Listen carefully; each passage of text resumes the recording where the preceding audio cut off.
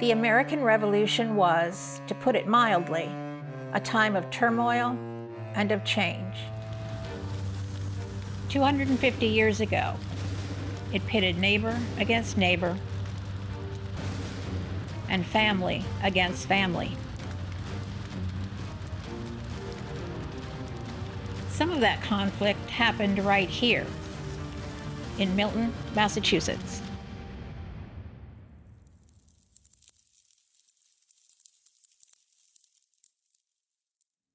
I'm Diann Ralph, curator at the Milton Historical Society, and today we'll talk about the steps that led Massachusetts and Milton to Revolutionary War. Milton was founded in 1640, a place chosen for its promise, access to both the river and the coastline, and just 9 miles from the bustling port of Boston. Taverns welcoming travelers were frequently found along its roads. Its wharf bustled with goods, lumber, molasses, fish, and rum. Farmers, laborers, merchants, politicians, and industrialists all called Milton home, as did colonial elites, whose sprawling estates dotted the countryside. And like many towns in the colonies, the population included Native Americans and Black residents, both enslaved and free. In many ways, Milton was an ideal example of what a colonial town could be. It grew rapidly in its first 100 years, and then came conflict. The French and Indian War pulled young Milton men into distant campaigns to defend both their thriving town and the crown.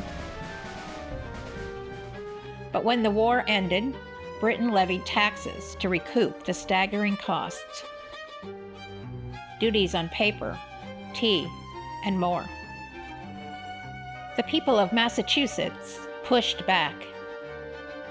What followed was revolution.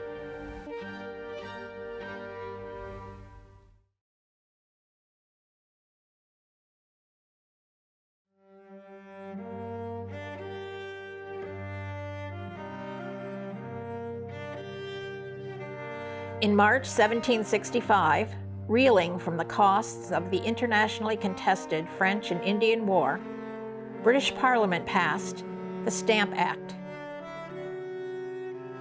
That November, for the first time, the colonists would shoulder a direct tax.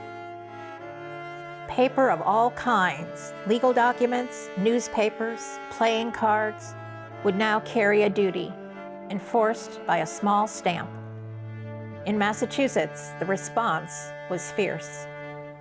Riots erupted, and royal tax collectors were mobbed. The mansion of Boston's royal governor, Thomas Hutchinson, was burned to the ground. He took up residence at his country estate in Milton, where he would remain a full-time resident until he left the continent for good. By the time Hutchinson arrived, Milton was already becoming a crossroad of loyalties.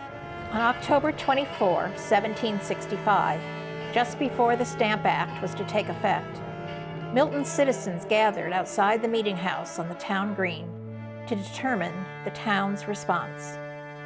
A committee was chosen, tasked with drafting instructions for Milton's representative to the General Court. Resolved that the Stamp Act is a grievance and an infringement on our rights as Englishmen, that taxation without representation is tyranny, and that we do instruct our representative to oppose the enforcement of this act by all lawful means. The letter was presented at the town meeting and unanimously accepted. The Stamp Act sparked debates regarding sovereignty, representation, and resistance. Debates that would define the colonies and their struggle for nearly 2 decades. From the very beginning, the people of Milton were part of that story.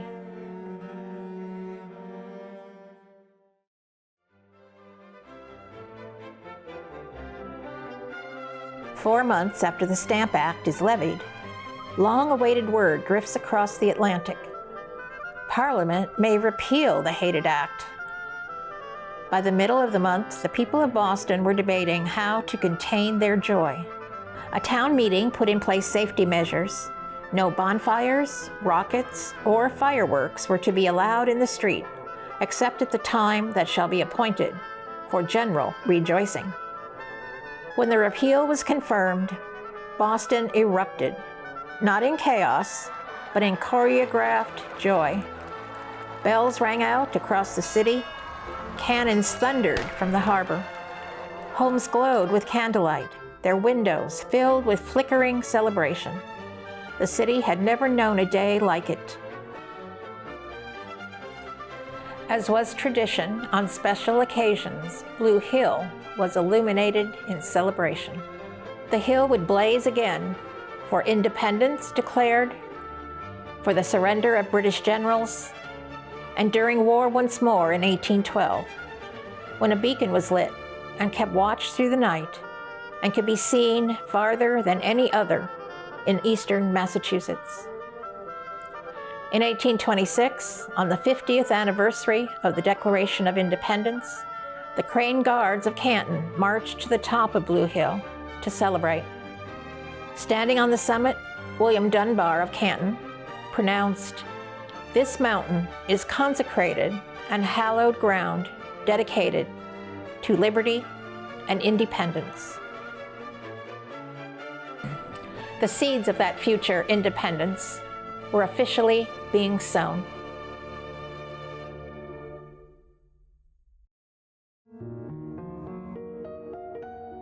The repeal of the Stamp Act brought celebration, but no resolution. Parliament simply traded one overreach for another. On March 18, the day the Stamp Act was repealed, the Declaratory Act was passed, granting Parliament complete authority over the colonies at all times.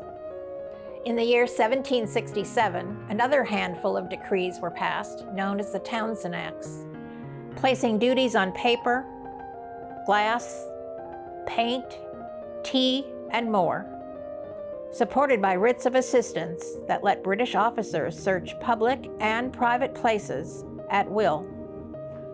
By October, 650 Bostonians signed a non-importation agreement pledging not to buy British goods, increasing tensions and sparking riots. The Crown grew ever more irritated. In October 1768, 4,000 redcoats landed in Boston, giving real weight to Parliament's authority in the city. An amazed John Rowe, a merchant with ties to Milton, wrote, "I never expected to see a time when soldiers paraded through our streets as if it were a conquered city." While redcoats made a show of strength in Boston, the town of Milton determined to make its own statement.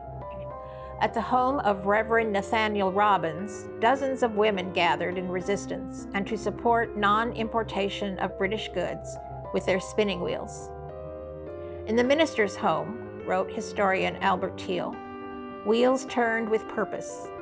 Women gathered not as subjects, but as patriots, crafting homespun garments in defiance of the king's cloth. Their act was symbolic and practical. They offered an alternative to British-made goods by weaving linen and wool. As historian Marla Miller has written, this was more than a domestic activity. It was a public act of resistance. Women weren't just supporting the movement. They were the movement.